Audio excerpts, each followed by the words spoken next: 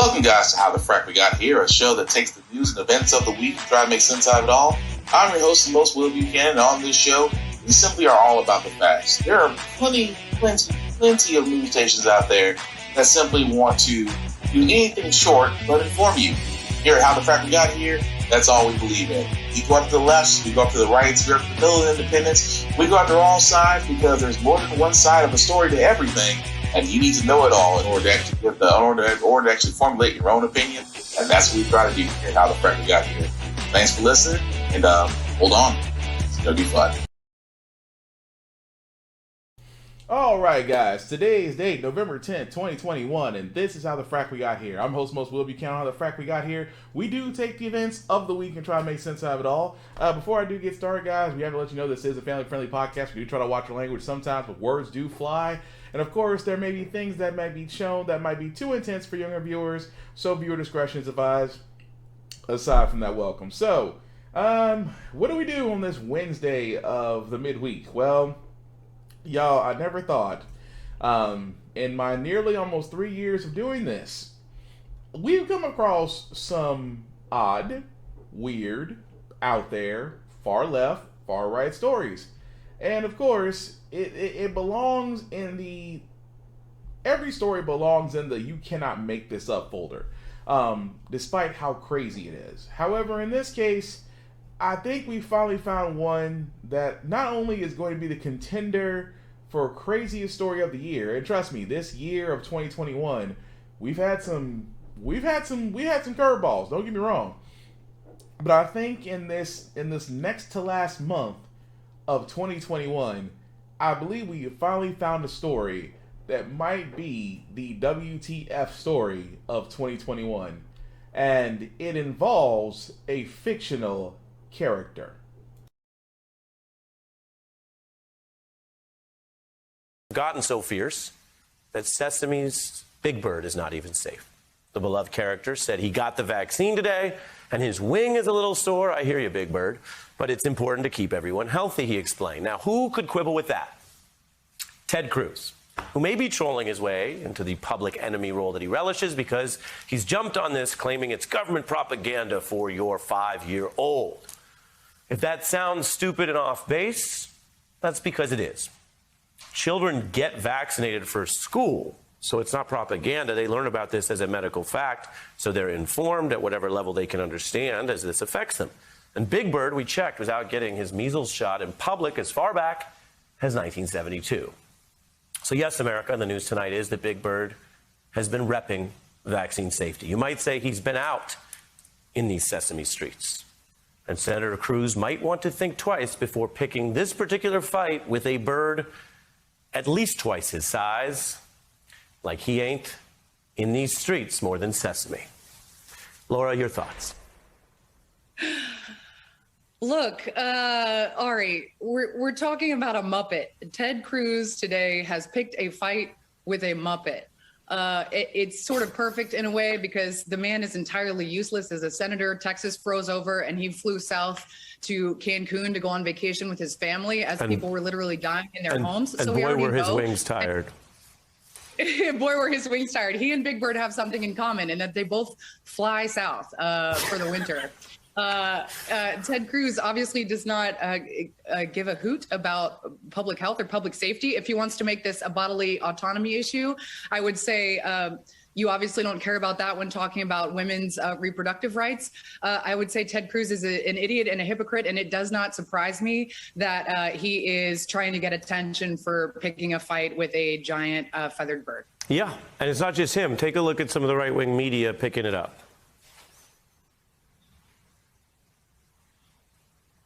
A lot of propaganda about the vaccines being not directed to the parents, not information given to parents so they can make that decision, but really getting it directly to the kids in some really creepy ways, including Sesame Street. Big Bird is now hawking the jab for 5-year-olds on Sesame Street. I told you 15 years ago Sesame Street are a bunch of communists, and they're proving it once again. Laura. Again, I would like to ask the right-wing media to look up the definition of communism. This is not a political issue. The FDA has approved the vaccine for kids at this point. This is an issue of public health and safety, as you brought up earlier: measles, mumps, rubella, chicken pox, tetanus. I mean, we require all kinds of shots. We have since the 19th century. This is how we eradicated polio. This is not a political issue. It's being weaponized as such by the right, and no one should take this seriously. Yeah, fair. And Laura, you know what COVID and snuffleupagus have in common? Oh, please tell me, Ari. They can be hard to see, but that doesn't mean they don't exist. Ooh, okay, yeah. That's good. Do you remember how Big Bird and Snuff, they often didn't find each other? I don't remember that. You don't remember that? Yeah, so Snuff would come and then leave, and then everyone else, sometimes kids, sometimes the other characters would say, oh, he's just here. And it was like they didn't believe, because you don't see. Okay, terrible joke aside, yes, we have found our WTF story of 2021. The Republicans are beefing with a fictional character, Big Bird. Big Bird, yes, actually did a post saying, I got vaccinated, my wing's a little sore, but I'm better protected. And of course, as you just see in the clip I just played, of course, the GOP and the extreme right Newsmax and pretty much every other idiot that calls themselves Republicans are basically coming out and saying, "Oh, it's propaganda. They're trying to program your children." Keep in mind, as the reporters at MSNBC pointed out, Big Bird has been advocating immunizations since the late 60s, early 70s. But again, I said this in my Facebook post, and I say it again. They are literally, especially Ted Cruz, who in my mind, a Texan, yet he's a Canadian-born person, still an American, somehow Texan, and yet still elected to Congress. You would think him being a fictional politician, he would understand a fictional character. I'm just pointing that out. But again, Ted Cruz is beefing with Big Bird. It's a story that just writes itself. But I also have to give Big Bird credit because Big Bird did actually clap back, and I was kind of proud about this. I gotta share this with you guys. I gotta see if I can blow this up a little bit because Big Bird literally and figuratively sat there. Oh, you guys can't see. I don't know if you guys can see it or not, so I'm just gonna go ahead and show it. I'm gonna go ahead and read it for you guys. So Big Bird tweeted, "Ted can't tell you how to get to Sesame Street, but he can tell you how to fly to Cancun." Dang. I mean, there ain't no words for that. I'm like, if that's a clap back and it's not even Thanksgiving. I was like, isn't that the gift that keeps on giving? But yes, that is it. Again, guys, I have yet to understand. Again, I said I can go on lots. Keep in mind, the FDA did approve COVID vaccinations for child ages 5 to 11. That is a great thing. It is a great thing because you know why? That's how we've eradicated, as the news journalist said off of NBC. That's how we eradicated polio, measles, mumps. Go down the line. All those epidemics that happened were taken out by immunizations. Smallpox, which was devastating in its heyday, is now a figment of the past. Why? We're immune. We got inoculated. We were immunized to it. And I can go down the line of people saying, well, I'm not going to get my child immunized, or I'm not going to do that. And again, I have to point this out. What's your alternative? Because the simple fact of the matter is, guys, you can't sit there and say about science. It kills me when they say, well, I just don't trust the science. Are you a scientist? Are you a researcher in the field? Are you a geneticist? Are you a virologist? Are you a physician? Are you in the field that is currently studying all these diseases and things of that nature and finding cures or vaccines protections against them? If the answer is no, quit saying that you don't trust the science. Because 9 times out of 10, I'm just being honest with you, a lot of y'all don't understand the science. Those that are sitting there saying, well, I'm not sure about the vaccinations. Okay, what's your alternative? I have been saying this about COVID, and I'll keep saying this. I've never seen anyone get COVID, make it through, and still have the same idea about not getting a vaccine as they did on the way out. Because a lot of people that actually did have COVID, a lot of them are not here to tell those stories about that. And of course, the family's like, well, please get vaccinated. Yes, after the fact it's happened to them, because for a lot of people, the COVID vaccine is like systemic racism. You don't believe it until it happens to you or someone close to you. I mean, in this case, if it takes a fictional character like Big Bird to explain to children, because Sesame Street is all about the kids, has to explain to a grown-ass adult that, hey, it is perfectly okay to get the COVID vaccine. Just like you thought it was perfectly okay to go fly to Cancun when Texas was suffering under its own grid failure and people were dying in the hundreds. But you want to take you and your family and choice selected others to Cancun. Yeah. Anyway, moving right along, like I said before, speaking about that, future partitional government, Matthew McConaughey, had some ideas about the vaccines for children. I wish I could make this up. We can vaccinate kids. Are we gonna, do we need to trust? Do I want to trust in the science? Do I think that there's any kind of scam or conspiracy theory? Hell no, I don't. Right now, I'm not vaccinated mine, I'll tell you that. You're not? I'm not vaccinating mine. I want to get some more. I've been vaccinated. My wife has been vaccinated. We have a high-risk person in our household, my mother, who's 90, and she's immune compromised. I couldn't mandate having to vaccinate the younger kids. I still want to find out more information. Okay, I played this because there are a lot of parents who are in the same boat, right? You may know some. What do you say to those concerns? And I will put it out there right now because I know Dr. Walensky has said this. In the trials for 5 to 11-year-olds, there was not a single severe adverse effect for children, not a single one, not myocarditis, nothing, not a single one. But what do you say to Matthew McConaughey and others who may hear that and connect with that? Well, what I would say, first of all, is, look, you and I are both parents. We know there's nothing more important than the safety of our children. Right. And so if you're a parent out there and you've got questions, that's okay to have questions. You know, you should ask your questions. You should get them answered. My thing is I really want to make sure people get them answered from credible sources. Keep in mind this. I'm going to draw a parallel here. When we began the vaccination effort for adults, actually a few months before we had the vaccine available, if you looked at polls, they showed that about a third or so of adults were ready to go out and get the vaccine right away. Right. Right. What changed, though, is then the FDA and CDC weighed in. People saw their friends and family get vaccinated. People also recognized that they were getting protected, and they got a chance to talk to their doctors about the vaccine. All of that is going to start happening now with vaccines for children as well. So what I would encourage parents to recognize is, number one, COVID is not harmless in our children. Many kids have died, sadly, hundreds of children, thousands have been hospitalized. And as a dad of a child who has been hospitalized several years ago for another illness, I would never wish upon any parent that they have a child who ends up in the hospital. And the vaccines have shown in these trials for children 5 through 11, they're more than 90% effective in protecting our kids from symptomatic infection. And they're remarkably safe as well. The kind of side effects they saw were a sore arm, fatigue, headache. They lasted for a day or two, and kids were actually left with protection from the virus. So please consider strongly getting your children vaccinated.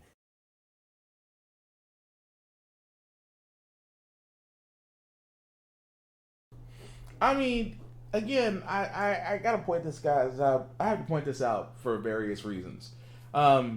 Celebrities are not experts. I'll give to Matthew McConaughey. I mean, there is his body of work in cinema that I do appreciate and love, but using him as a virologist, it is amazing to me when people say I don't get enough information. I just want to see the science of this, because I'm not gonna get my children vaccinated. I mean, I'm vaccinated. My wife's vaccinated. And we have my mother who lives with us. She's immunocompromised, so we have to do all we can. Here's the problem I have with this. If you and your wife have already decided to get vaccinated, and again, what is the problem? Because you say you want more information. And again, this goes back to what I said, that people always say, well, I just want to see more because about the science of it all. If you guys paid this much attention to science when you were in elementary and high school, you would be in the same situation as these clinical researchers and scientists and doctors and physicians who are in the medical field and virologists who are in that field. You would be them right now if you paid that much attention to the science. Because for the simple fact of the matter is, guys, I keep pointing this out no matter how many times I keep saying this. You realize we are literally in a digital ocean. As a tech person, I say this all the time to folks. You think tech people know everything? No, we Google a lot. If a technician says he never Googles anything to solve your problem, distrust everything they say at that point. They're lying to you. But if your tech person sits there and says, "Oh yeah, I had to Google that because I didn't know it," you can trust everything they do from here on out because they're being honest with you. Why? Because we may not have all the answers, but we know where to look. Again, with the way we are in this world, we are literally swimming in a digital ocean of information. Now, a lot of that is not credible. This is true. But again, if you are a parent, I can understand your child's well-being is paramount, is priority, imperative. I get that. But you have doctors. You have physicians. You have people, you have centers like the CDC, the National Health Institute, World Health Organization, Doctors Without Borders. You have so many areas to where you can go and get all your questions answered. But I have said this before and I'll say it again, as technology gets more advanced, you're gonna get a lot of lazy individuals out there. You really truly are. Because the simple fact of the matter is, they would rather sit here and listen to a guy who has an interview with shades on because he doesn't want to give it to his kids. Again, this is history repeating itself, guys. Smallpox, this happened. Measles, mumps, rubella, scabies. I can keep going down the list. I mean, this is nothing new. This is the stuff that a lot of people dealt with. But again, you have those same people sit there saying, "Well, I'm not gonna get the shot." Okay, you have all the right in the world to not get a shot. But as you can see, the world is moving on without you. A lot of jobs are starting to implement vaccine mandates. A lot of places are going to be like, if you're not vaccinated, you can't come in here. A lot of places are doing that. So yes, your right to not get vaccinated is still protected, but the world is moving on without you. At the same time, I'm not going to depend on a celebrity to sit there and tell me that he doesn't trust it, and he's inoculated. It's stupidity, guys. It's stupidity. But speaking of also stupidity, I don't get Democrats. Again, I'm not surprised by this. Democrats barely got past the $1.2 trillion spending bill, right? But the actual Build Back America plan, Build Back America, try saying that 5 times fast. Build Back America plan is apparently on ice for right now. Because, keep in mind, Pelosi was supposed to be doing a vote once they got past the $1.2 trillion bill. The Build Back Better plan, which was the social spending bill, has a new snag. Because Manchin and the others wanted the actual details on this, which was going to be provided by the Congressional Budget Office, but now he just sat there and said, we might need a few more weeks. Which again, because they don't have that information, the bill is getting pushed back, which means that Democrats, I have said this before, I don't get you guys. I mean, I get Republicans, bunch of Mayo-induced idiots. Completely get them. Democrats, I don't get you guys, because you guys have now had a slim majority for a year. You've gotten maybe 3 things passed. The American Rescue Bill, which gave us $1,200 stimulus checks, which was actually $1.9 trillion. You passed the COVID-19 anti-hate bill, which really for Asian Americans, which just feels like so long ago. And you finally passed the infrastructure bill for $1.2 trillion, which was already passed in the Senate, being held up in the House because of the social spending bill, which has now gone from 3.5 to 2 trillion to now 1.7 trillion. And they've taken out so many things, they find themselves putting them back in, but because it's being held up by 2 Democrats, I fear it'll never get passed. I don't get Democrats. Why is it that you guys come together during elections, but when it comes down to actually taking care of the people, you guys are slow? And there's never unified. There's never union between y'all. It's always division. Say what you want about Republicans, but everybody toes the party line when it's time to vote. I mean, they may vote for the wrong things, but everybody toes the line. It's a pack mentality. So I'm gonna say, Joe, it's gonna be a little hard for you to defend your presidency at this moment when you have so many things going against you.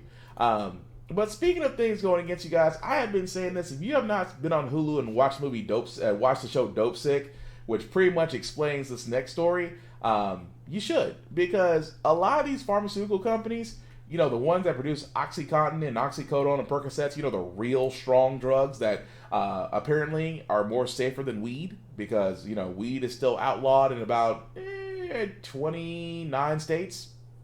Yet they pass on oxycodone and Oxycontin and Percocet like it's pills. Well, remember a long time ago that one actual company was actually going to be hit with a lawsuit and that they had to pay that out? Yeah, that got reversed. The Supreme Court reversing that state's historic $465 million opioid verdict. The court ruling a district judge went too far, deciding Johnson & Johnson helped fuel that state's opioid crisis. Justices say the judge misapplied the state's public nuisance law in 2019 when the company was found guilty of using a misleading marketing campaign for opioids. The case is the first of its kind to go. Yes, that at first Johnson & Johnson was hit with a $465 million payout because they sat there and misled on opioids. Because they said opioids weren't addictive. They said opioids weren't happening for it. But they're saying, oh, you can't overdose on opioids. Which, for anybody that's ever been in the medical field and knows anybody that's actually been on those medications, knows it's a line of bull. So, again, why is that being reversed? The federal judges. Who's federal judges? The ones Trump put in. And keep in mind, remember I said a long time ago where Trump was going to turn around and push through a whole bunch of judges that are going to cause a whole lot of mess? That's one of them. But again, these companies should be held liable. Because again, the war on drugs in my mind was a bunch of BS.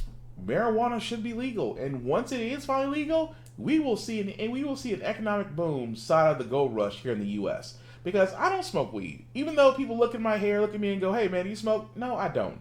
But there are many multiple applications for cannabis, for marijuana, that can be just more than just smoking weed. It can actually be used for mental issues, it can be used for nerve pain, it can be used for seizures, especially the cannabis oil, and just there's many other applications for the cannabis plant that can be used in the states.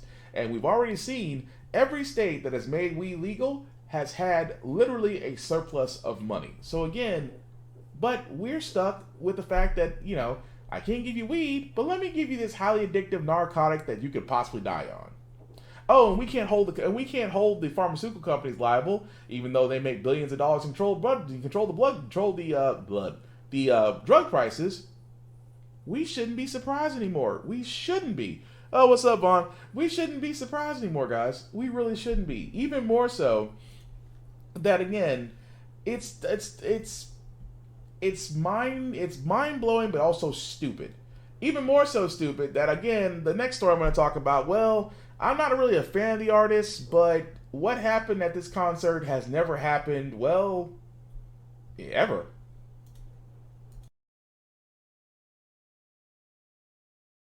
World Festival, 8 people, of course, were killed, many others injured, and some still fighting for their lives tonight.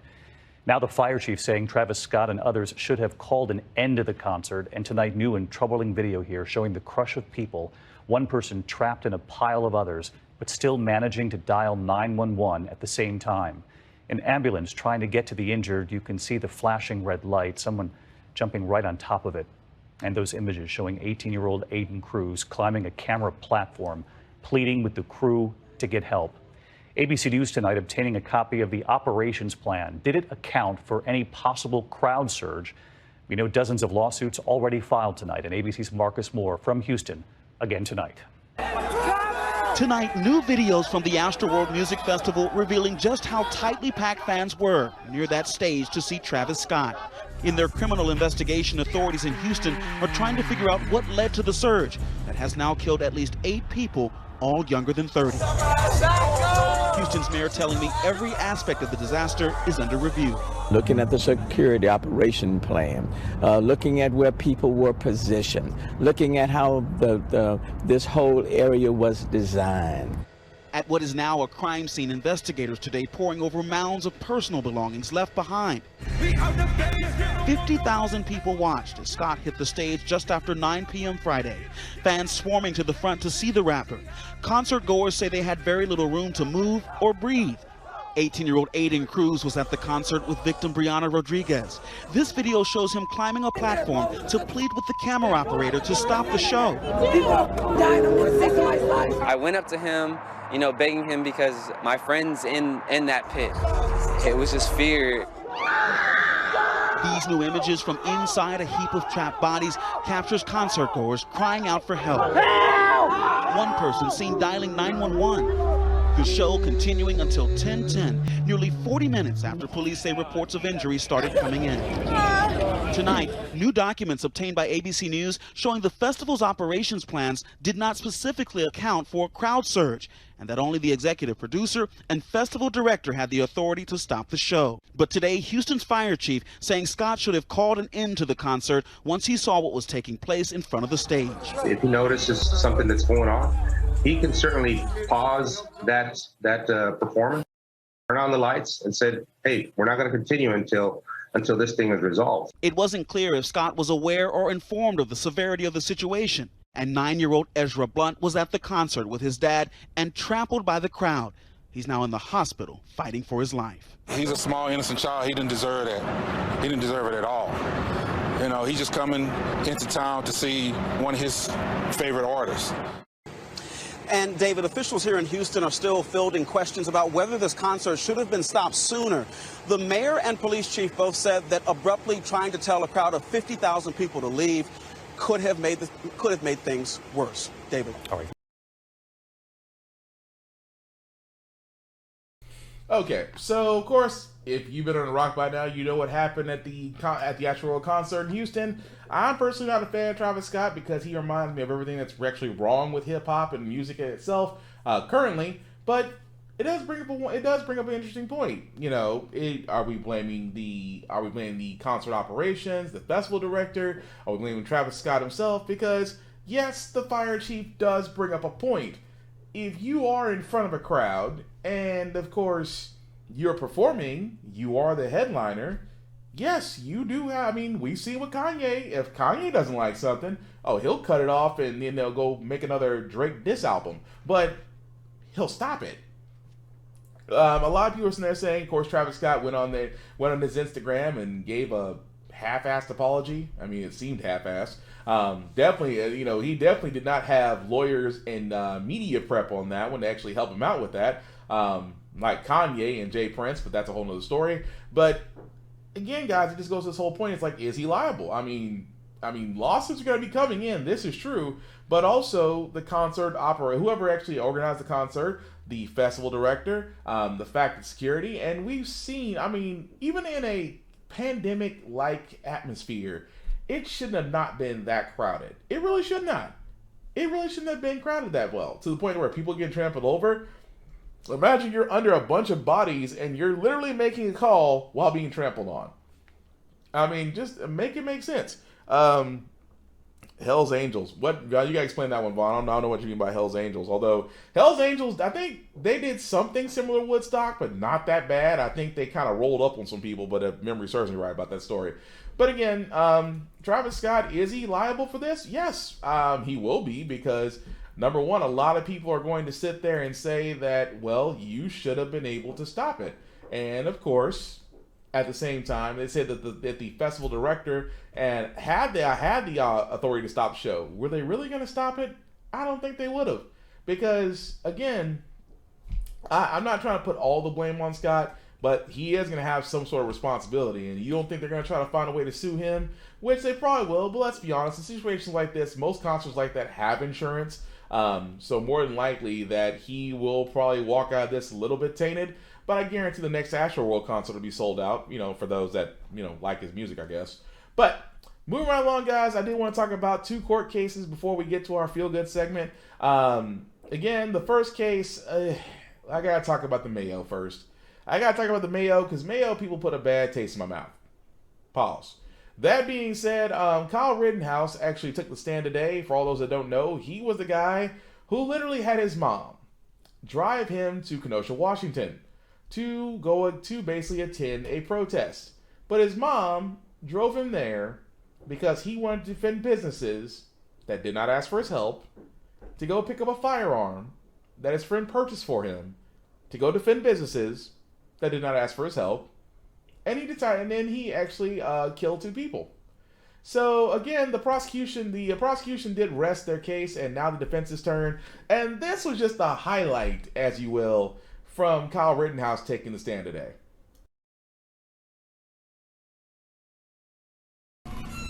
Why not go home at that point?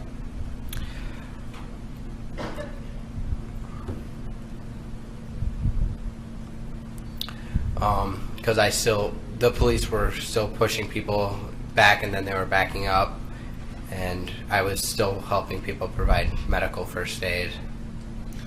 Okay, so the police had established the line at 60th with their Bearcats at that point, right? Yes. And there was no indication that they were going to reverse and back up and move back north again that you saw, correct? No, they did it earlier in the night where they did the same thing. And you put the fire extinguisher down on the ground. I dropped the fire extinguisher. And then you hear or see Mr. Rosenbaum coming from behind you. When I get to the Duramax, I step forward, and then Mr. Zeminski turns towards me, and he steps towards me. I drop the fire extinguisher, step back, and that's when I see, I go to run back towards 59th Street. And Mr. Rosenbaum is coming. And then that's when I notice Mr. Rosenbaum running at me, leaving me with no other, right?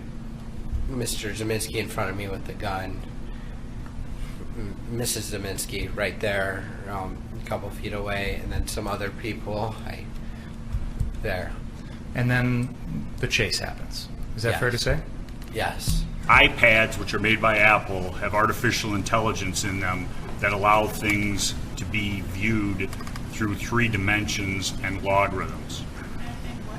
Logarithms, I don't understand it all either. And it uses artificial intelligence or their logarithms to create what they believe is happening. So this isn't actually enhanced video. This is Apple's iPad programming creating what it thinks is there, not what necessarily is there. I think, Your Honor, when the pinch and zoom maneuver is used on the screen, it actually it takes the high resolution that we see here and it brings it into the point where the pixels are actually spread out more. I don't. You know what? I'm not going to accept as accurate what Richards is saying, and I'm not going to accept what you're telling me. I said if you can offer somebody who's knowledgeable in these areas, the document or I think you should be allowed to use the image. But this is high risk to me. If you insert more data into an area of space, well, you're wagging your head no. Tell me where I'm wrong. There's no proof in this record that we're doing that, Your Honor. I didn't say there was proof of it. I said you have the burden of proof. You're the proponent of the exhibit, and you need to tell me that it's reliable. You didn't want to be alone out here with this crowd that we see on the screen right now. I did not want to be alone with them. You wanted to be with the group at Ultimate Gas that had AR-15s like you, right?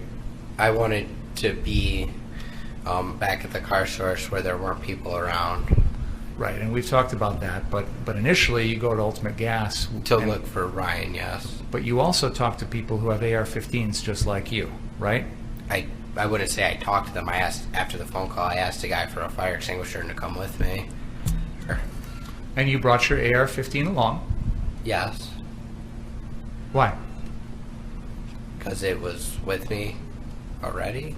Yeah, but you'd taken it off earlier when you were treating someone. You gave it to Joanne Fiedler, right? Yes. So you know how to take it off, don't you? Yes. And you can make a choice on your own whether or not to go armed with it or whether to give it to the person who is the lawful owner of it on that date, Dominic Black. Correct? I didn't take my rifle off there because there was nobody I could hand it to. And when I took it off to hand it to Joanne Fiedler, I was in a safe spot in the corner of the building where there were people protecting me at that time right there.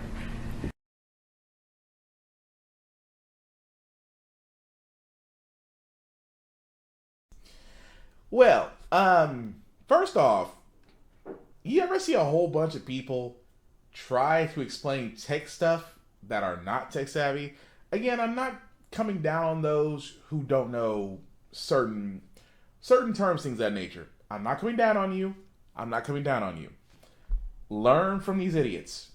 First off, it's not logarithm. Algorithm. Algorithm. Algorithm. Algorithm. It's like a Tribe Called Quest. You say the whole thing. And I'm just thinking to myself, oh. And again, what they're trying to get at, guys, in the defense for Kyle Rittenhouse, they're basically trying to sit there and say that, oh, well, you know, you knew what you were doing, right? When you gave up your rifle? Yeah, I thought I did. I almost want to stand there and say, Your Honor, he's leading the witness. I almost said that court case moment, like, Your Honor, he's leading the witness. He's literally telling him, oh, well, I was just there to provide first aid and look for businesses. And I'm like, dude, you were there because you felt enabled. You felt enabled. You had a rifle. You were white. And you literally walked past cops with an AR-15 on your back and nobody blinked an eye. This is after you shot and killed 2 people and wounded another. And again, I just find it interesting where the judge sit there and tells the prosecution, hey, the burden of proof is on you guys. Because the defense says, well, Apple has this artificial intelligence. I'm sorry, let me speak more Mayo. You see, Apple has this artificial intelligence, and this artificial intelligence, Judge, let me tell you something. It is going to blow your mind, okay? This is going to, it puts things there. I mean, what they call that? What they call that Adobe Photoshop. Yeah, Adobe Photoshop. Now, on this Apple that has this artificial intelligence, there's this Adobe Photoshop, okay? And it puts things there that didn't really happen. So on this iPad you see here, we're not really sure if it really happened or not. And the judge was like, well, I'm not accepting that. And he goes to the defense, who's shaking their head. He's like, you're shaking your head. He says, yeah, because he's honestly full of shit. And then the judge goes back to him and says, well, burden of proof is on you to prove or to bring somebody with experience or knowledge on the subject to validate what you're saying. So you want an Apple expert to come in and basically validate that artificial intelligence is real, but it cannot create something that it records from live video. I mean, unless it's Photoshop. And again, most anybody who uses Photoshop can usually sit there and say it's Photoshop. But again, guys, all I can sit there and say in this situation is just that, you know, I hope he doesn't walk. He shouldn't walk. I mean, it's literally clear cut. On video, we've seen him shoot and kill 2 individuals. He went up there, driven by his mom, for a firearm that he picked up, that it wasn't his, and that he dispersed it because he wanted to.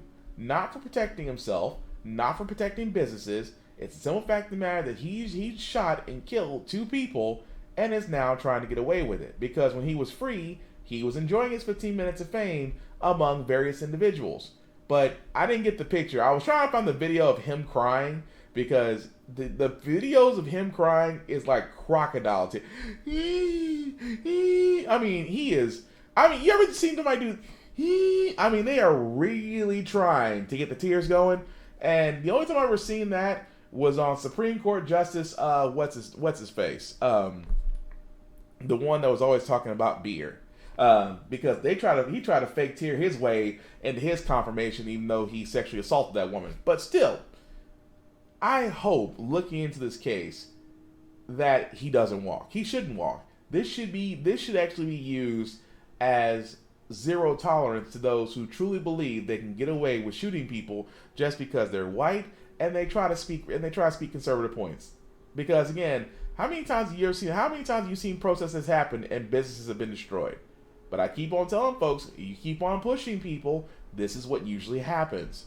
The riots happen. Anytime shit gets broken down, and I apologize for saying the word shit, but anytime stuff gets broken in riots, changes happen. I mean, I'm just going to point that out. Chicago fires, the LA riots, go down the list of any time that property and damages were accumulated after a riot. Watch how quickly things got taken care of. That's all I'm saying. But I got past that case because I want to talk about the Ahmaud Arbery case. Because the simple fact of the matter, guys, Ahmaud Arbery, if you don't know, who was a teen that was hunted and killed by 3 pretty much, in my mind, white supremacists. Because what are the reasons they have to film about a young black man they followed and killed in cold blood for no reason. But again, the judge had some interesting words to say during, I think this is day 3 of the case. A lack of respect for what the court is trying to do here, which is create an environment which is fair to all parties. Judge Timothy Walmsley warning an attorney about his conduct in a contentious day of testimony as prosecutors and the defense battled to tell the jury 2 conflicting stories about why Ahmaud Arbery was shot and killed. Prosecutors trying to use defendant Gregory McMichael's own words to convince the jury all 3 defendants committed murder with malice, deliberately and intentionally killing Arbery. Line 3. Here's a police officer reading from his interview transcript, something Gregory McMichael allegedly said to Arbery while the defendants chased him in their vehicles. Quoting, he says, "I said, stop, you know, I'll blow your head off or something. I was trying to convey to this guy we were not playing, you know." Prosecutors insist Arbery was an innocent man, attacked and gunned down while jogging on a Sunday afternoon, while the defense portrays him as a suspicious figure, seen numerous times at night in a neighborhood on edge about spiking crime. Here's a defense attorney reading what McMichael told police about Arbery at the crime scene. Well, he makes frequent trips to the neighborhood and gets caught on video cameras like every 3rd or 4th night, breaking into places, and nobody's been able to catch him. Prosecutors played the video of Arbery in a neighborhood house under construction while questioning an investigator. And in the rest of this particular video, do you see him take anything or steal anything from this location? No, ma'am. The defendants insisted on the day of the fatal encounter, they were trying to place Arbery under citizen's arrest until police could arrive on the scene. An argument prosecutors attacked throughout the day with some of the defendant McMichael's statements about Arbery. Did Greg McMichael ever indicate to you at that time that he thought Ahmaud Arbery, the guy, had committed a crime that day? No, ma'am. While speaking with you, did Greg McMichael ever use the word burglary? No, ma'am. Did he ever use the word trespass? No, ma'am. Did he ever tell you while you're talking to him that he was attempting to make a citizen's arrest? No, ma'am. All right, Ron Allen joins us again now from outside that courthouse in Brunswick, Georgia. So, Ron, this trial is becoming more contentious every day. We saw the judge there losing his patience. Is that expected to continue as the trial continues? I think it's only going to get more volatile as the days go by. Remember, this was one of the cases that sparked a racial reckoning in the United States when it happened 2 years ago. And now we're in the trial, and I think people are watching very, very closely. And the defense and prosecutors know that a lot is on the line here. There's been crowds gathering outside, small crowds, but I hear that there are more people who are coming in the days ahead to see how this all plays out. Because again, a lot of focus on whether this family gets justice and just what is decided about what happened to Ahmaud Arbery. You can sense and hear that emotion in court every day. All right. You're exactly right. You can hear it all the time. I mean, again, the defense has only one mom. The defense in this case only has one job. They have one job and one job alone. Put in doubt. If you can throw enough doubt to the jury about why these 3 men, because keep in mind, these three individuals, these 3 white terrorists, in my opinion, are going to be tried for murder. I mean, they're being tried for 2nd and 3rd degree murder. So the defense's job for these 3 men is to throw enough doubt to where it basically becomes a mistrial. Now, it's a little hard to say that because if you go by the video, somebody was recording the whole action going down. The 2 individuals, where the son and the father did kill Ahmaud Arbery, it's pretty much cut and dry. It really is. But again, I've said this before when it comes to black men that cannot speak for themselves. When they cannot speak for themselves in a clear-cut video, guys, this is what Defense 101 does. Character assassination. They will turn around and they will try to find something negative about the victim to make it look like that his entire, life decisions led to his end. I can tell you that from personal experience. That's what they always try to do with us. That they will literally and figuratively try to find something negative to justify the actions of another individual that go beyond the pale. So that's the reason why I want to bring up Ahmaud Arbery. Well, we've seen him on video going in and out of housing places. Did he take anything? Well, no. So what's the problem? Well, we've had a lot of break-ins. By black people? Well, we don't know. Again, I point this out. This is what the defense is trying to do. And the prosecution, which in my opinion, I'm not going to call it a slam dunk case. I don't want to call it a slam dunk case, just like I'm not calling Kyle Rittenhouse a slam dunk case. Even though both of them, there's irrefutable evidence there for both of them. But I waive caution, because worst case scenario, Kyle Rittenhouse could get off scot-free, and the three men may not be found. Those three men that murdered Ahmaud Arbery may not be found of murder with malice. They may not be. And that's a scary thought. Because again, how much does it take, considering that we're convicting men on both sides that have overwhelming evidence, that we are still arguing about it to this point? That's the thing I want to point out so much. But again, we will follow stories as it comes along. So aside from that, guys, I did want to cover one more story before we get to our feel good segment.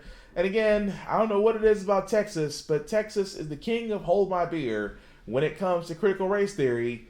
Even though critical race theory is a law school class that is not being taught anywhere in the United States. However, after this story, might want to start reconsidering that. Those who don't know their history are condemned to repeat it. In Texas overnight, tensions boiling over in the battle over race and education in schools. And none of you can identify with the black man in America and his experiences, but he brought those experiences to our students. 2 of my kids were lucky enough to have him as an educator. Dr. Whitfield has done so much good for the school and the community. Do better. Be better. The entire nation is watching what you will do. Dr. James Whitfield, the first black principal at Colleyville Heritage High School, officially removed from his position during an emotional school board meeting. All of it over what he says was a false accusation of promoting critical race theory. Education is my heart and soul. The Grapevine Colleyville School District acknowledges there's no evidence Dr. Whitfield promoted critical race theory, the study of law and racial inequality. But anger in the community has focused on an email he sent after George Floyd's murder, in which he said systemic racism was alive and well. Tonight, I would like to express my concerns. It was the resident who initiated public criticism of Dr. Whitfield last summer who made final remarks at the school board meeting last night. The question should be asked, how did we get here?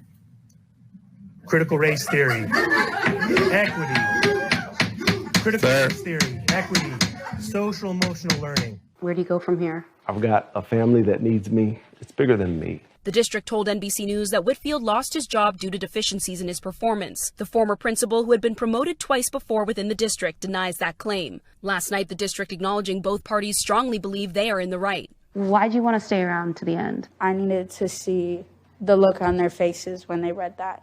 The fact that they said that with a straight face, they're hurting students. Whitfield, who had been suspended since August, will receive pay until 2023. He says he doesn't know where he'll work next and worries educators everywhere feel silenced. I plan on speaking up because that's what you're supposed to do, right?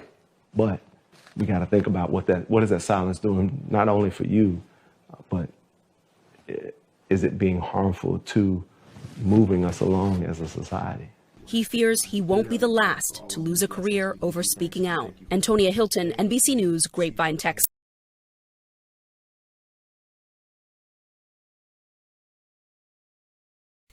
Okay, so imagine you are a principal who simply tweeted that systemic racism is alive and well, and yet somehow it's taken as critical race theory, and then you lose your job. I said it once, I'll say it again. Critical race theory is not being taught anywhere but law school, but at this point in time, I think it needs to be. Why? Because the only people who have a problem with critical race theory are male people and raccoons. I say raccoons because it's a certain word. If you take off the first part of that word, those are the ones I'm talking about who have an issue with critical race theory. Because again, we need something taught in these schools besides social studies, because social studies is not working anymore. But again, when a principal who literally just sat there and said systemic racism is alive and well, and he lost his job, literally and figuratively proved his point.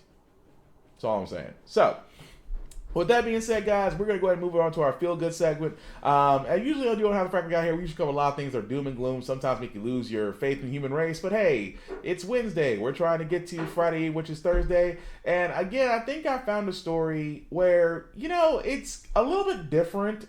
I know it's supposed to make you feel good. It will make you feel good. But if you're like my buddy Vaughn, who's watched this podcast, he has a show called Random AF. And honestly, this kind of belongs on there, but I wanted to play it anyway because a lot of people who still fly in this day and age, God bless you, but you got to deal with some people, especially if you're a flight attendant or a pilot, you just get some people that just make you just want to just throw your hands up and go, what is wrong with you? Well, in this case, this flight attendant was trying to deal with an unruly passenger, and it got handled in the most beautifulest of ways. Shout out to my girlfriend Kelly for giving me this photo because I'll just play it because it's just awesome.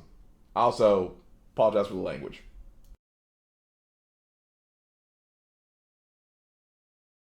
Sitting here, it is not safe. Do you understand? Ma'am, there is nothing you see. Do you understand? No, ma'am, I don't understand. You can't make me. I'm not sitting here. Ma'am, please. I work hard. I pay for my seat. It's clearly going to put my life in danger. Okay, so you're going to move him. And that's how it's going to be. I understand. Then move him. Ma'am, this is a full flight. I can't move anyone. Do you want me to call the cops? Do you want to lose your job? Do you? Because right now you're violating my rights as a citizen, as a human being. You're intentionally putting me in danger. I do not wish anyone to be in danger. Thank you, then move him, ma'am. This is a full flight. I can't move him. I don't want to sit there. Do you want me to call the cops? Because I will. I'll call them right now. They can't move people because they don't want to sit next to someone. He's violating our rights and our safety. I asked him for his vaccine card, and he doesn't have one because he's not vaccinated. Hey, look, you can't do that. Please, you have to have a mask and be vaccinated. You're not exactly wearing a mask. I'm not wearing a mask because I have asthma. I have a health condition.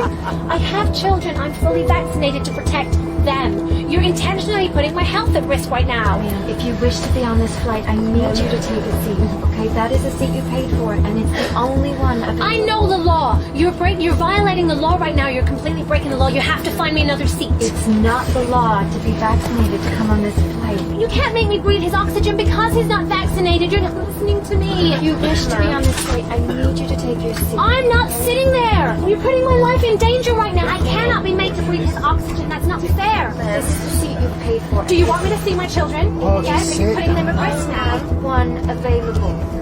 I don't want to sit there. He's not vaccinated. You're intentionally putting my life in danger. Ma'am, we are not putting your life in danger. I'm not going to sit there. Ma'am, can you sit in the seat, please? No, I'm not sitting there. How many times do I have to say this? I know how challenging air travel is these days, but there will be no discrimination on my aircraft. Well, it's not discrimination. Vaccinated or unvaccinated, we should respect each other. Yes. And as it seems, you have trouble doing that, please exit the aircraft. Are you kidding?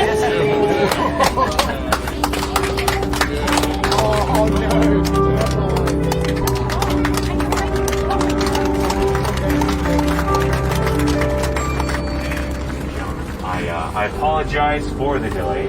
We'll do our best to get you into London, England on schedule. Hopefully making up some of that lost time. So sit back, relax, and enjoy your flight. Captain, question.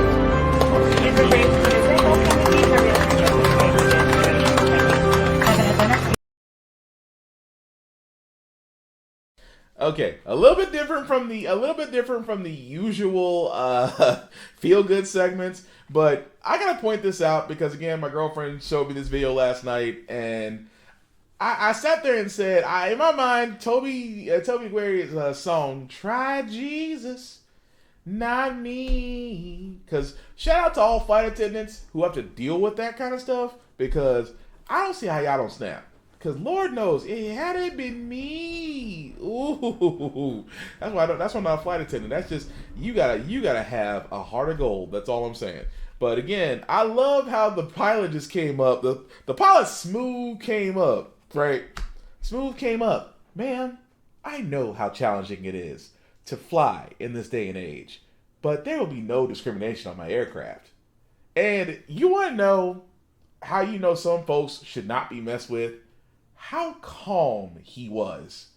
That's that Netflix you. That's Joe. You know what that is? That's Joe. Joe just walked up to her and went, "Okay, you can go along, or we can take you down to the cell, and train you differently, or just call Love and let her take care of it."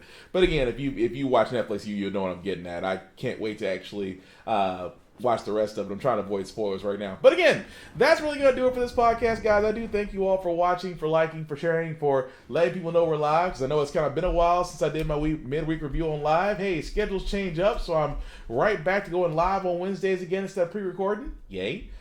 So before I get out of here, I do got to do some shameless plugging. I did talk about my buddy Vaughn at Big BZA Dot. Which you can find him, A. the Von Weatherspoon, on Facebook, or Big BZA Dot on all socials, as he does have a couple of podcasts of his own. Smoking Trailer Sundays, every Sunday from 6:30 to 9 p.m., in which he shows movies and video games trailers that he finds interesting, and therefore you might find interesting. So you can definitely check that out. And of course, every Tuesday he has the RAF, which is like America's Funniest Home Videos, except done by a world star. So only for the grown and intended, every Tuesday from 6:30 to 9 p.m. He also has a gaming channel called Making Plays, which can be seen on Facebook, so definitely give that a like as well. You can definitely check him out, A. the Von Weatherspoon on Facebook, or Big VZA Dot on all socials. Also, shout out to Ari and Gee, Present Geek Salad, for letting me share this podcast on their page, guys. I certainly appreciate it. Who are Ari and Gee? Ari and Gee are some fellas actually met a little bit earlier this year. There are some brothers that are just on the podcast band, like the rest of us, who do talk about all things the world of pop culture, geek, and things of that nature. They usually have a new episode every Friday. So definitely check them out on Facebook or on YouTube. Ari and Gee, Present Geek Salad. Really good couple of guys there. And also, as you can see,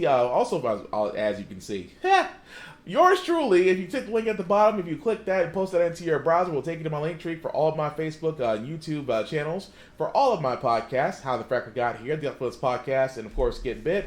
Of course, you can definitely like, share, as I do try to post them as soon as the podcasts are over, live versions that they are posted on Facebook and YouTube. So if you do like them, please let me know. And if you do like somebody, if you know somebody that's going to be into this kind of stuff and this type of political news or any of my podcasts that I do, share, because I always had this dream one day that this could be my permanent job, and I would not complain, just because I, really do love podcasting. So I'm until that day comes to where I can finally sit there and say, this is my full-time job. I'm going to grind and still shine.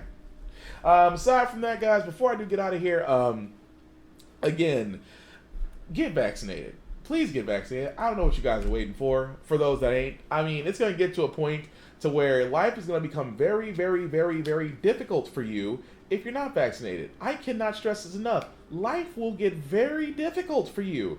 Again, nobody is forcing you, and I want to stress this very heavily. Nobody is forcing you to get vaccinated, but the world will move on without you if you don't. It's that simple. You can choose to ride along with the world, or you can choose to live like The Walking Dead. Completely and utterly up to you. Aside from that, guys, like I said before, if you do have the ability to make somebody's life great, whether it's a minute, day, hour, or lifetime, please do so. The world could use more random acts of kindness. And also at the same time, guys, look, be decent. Be kind to each other. It's not that freaking hard to do. If there's anything that we've learned in this day and age, especially with this last year in 2020, it's the fact that maybe we just need to start being a little kind to each other, a little bit more considerate. Treat others the way you want to be treated, and stop being dicks. Just say, that's all I'm saying. But again, with How the Frack Got Here, we're not, like I said before, we are not in the business of persuading people or changing minds or trying to convert you. We are simply doing what the news stations of old used to do, which is basically just keeping you informed and allowing you to make up your own mind for yourself. We do a lot better society as we're informed.